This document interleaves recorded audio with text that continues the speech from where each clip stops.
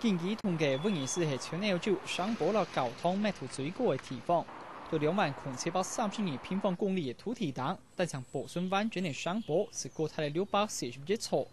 大大小小交通很加係順唔錢。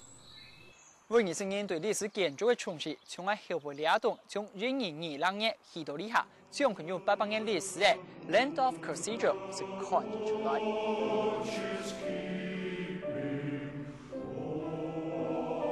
Landorf Cathedral 和特別為鄉親朋友所做紹介，是對喺後背大家看到兩座為在交通北邊嘅門。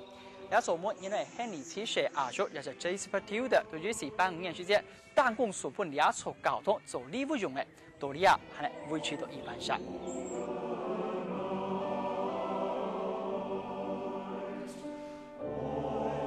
鄉親朋友可能當難想象，平常看起來空曠嘅交通，都禮拜日嘅照轉頭，當鐵見面是將兩位接到黏黏，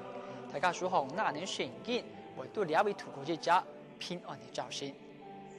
現代單純扮演宗教角色嘅交通，也變做年次見面日時令到社區情感最好嘅地方。我哋一路嘅功能轉換，也發生到威尼斯高鐵古堡蛋白，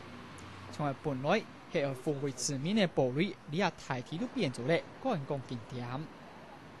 講到威尼斯最有名嘅商坡，係卡提夫市中心超過2000年歷史嘅 Cardiff Castle。我認為文化局當到個進行內部嘅轉修，所以你冇法度撈起好好遊覽。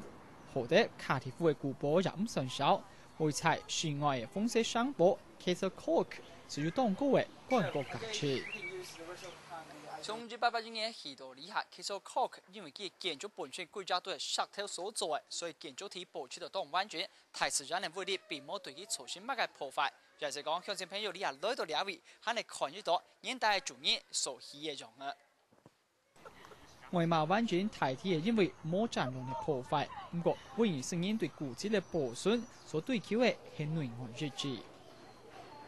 Castle Cork 唔單淨係建築嘅外觀保持到當完全，大家看到商坡嘅地圖時，可能會不嚇到，因為規則嘅擺設、壁畫甚至壁路功能都很出，同時也讓現代用嘅強強。